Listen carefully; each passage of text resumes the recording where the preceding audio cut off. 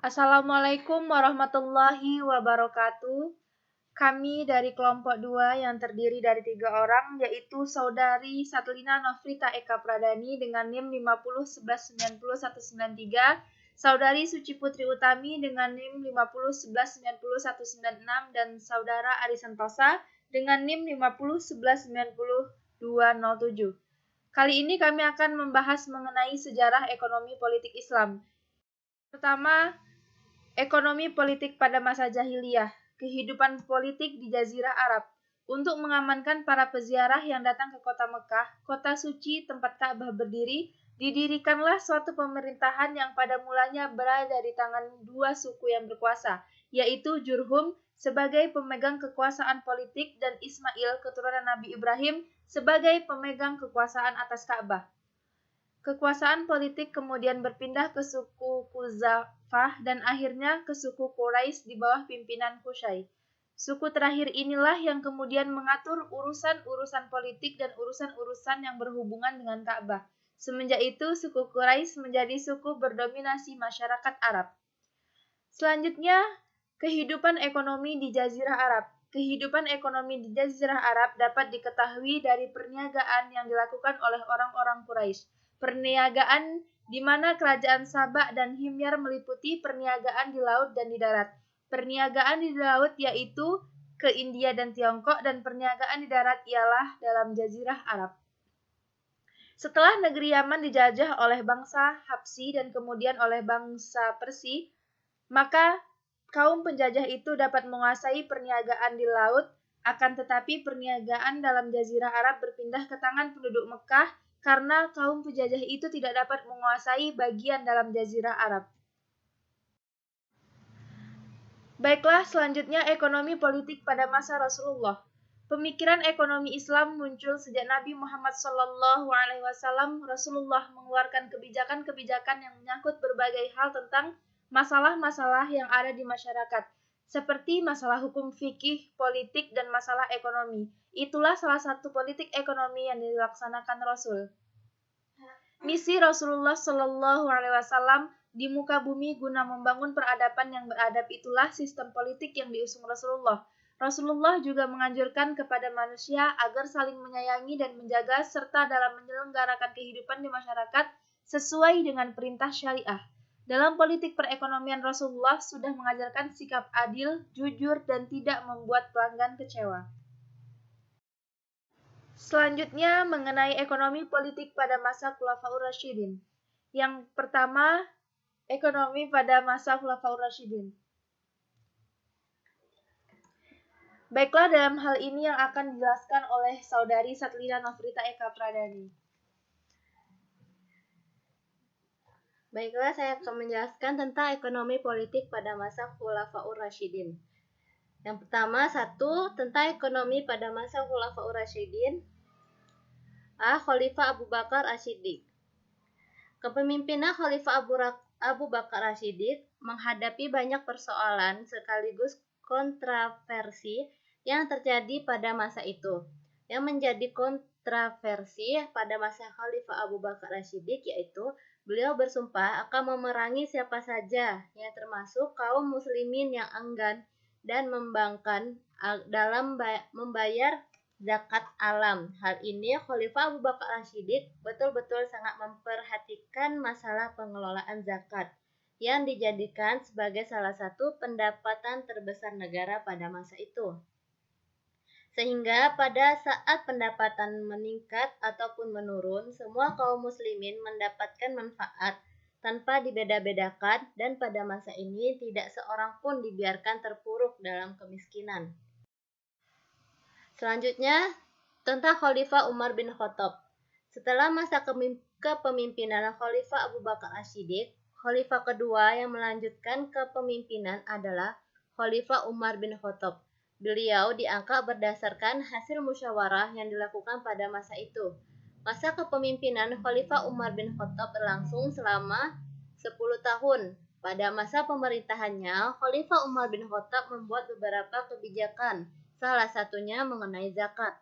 Kebijakan ini diklasifikasi menjadi 3 bagian, yaitu mengenai perluasan dari objek zakat, waktu pembayaran zakat yang didasarkan pada kriteria seorang muzaki, dan pendistribusian serta pemberdayaan zakat.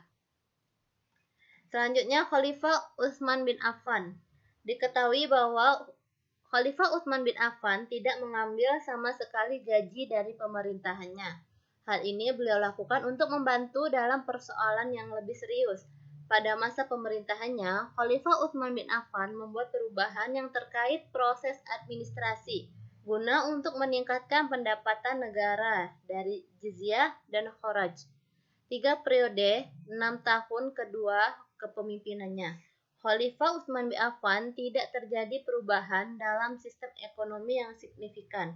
Hal ini dikarenakan banyak kebijakan yang dibuat oleh Khalifah Utsman bin Affan yang terbilang nepotisme, menguntungkan keluarganya, sehingga menimbulkan kecewaan di kalangan umat muslim saat itu.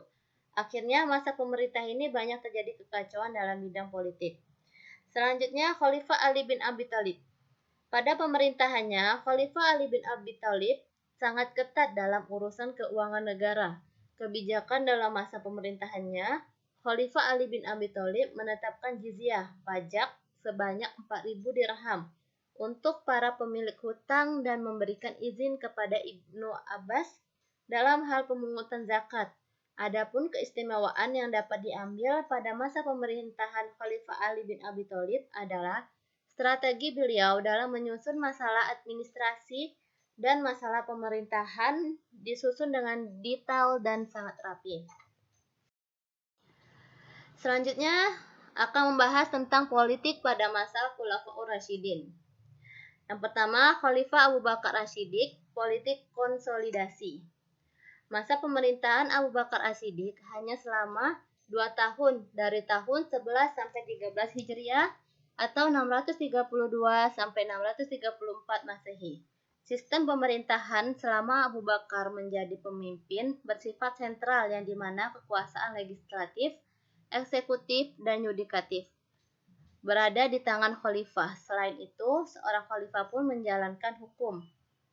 Selanjutnya, Khalifah Umar bin Khattab, politik ekspansi.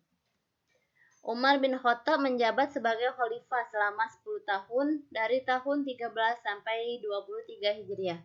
Dalam masa pemerintahannya, Umar melakukan beberapa langkah politik. Salah satu langkah politik ekspansif merupakan langkah yang paling populer selama pemerintahan Umar.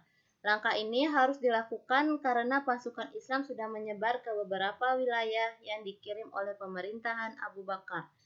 Umar sangat tahu sekali kondisi psikologi pasukan Islam yang punya semangat dakwah yang sangat tinggi untuk menyerukan ajaran-ajaran agama Islam ke seluruh penjuru dunia.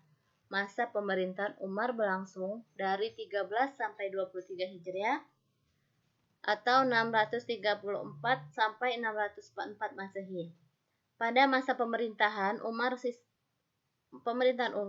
sistem pembayaran gaji dan pajak tanah mulai dikoordinasi dan diterbitkan oleh beliau. Pengadilan-pengadilan mulai didirikan dan Umar pun menerapkan sistem demokratis dalam kekuasaannya.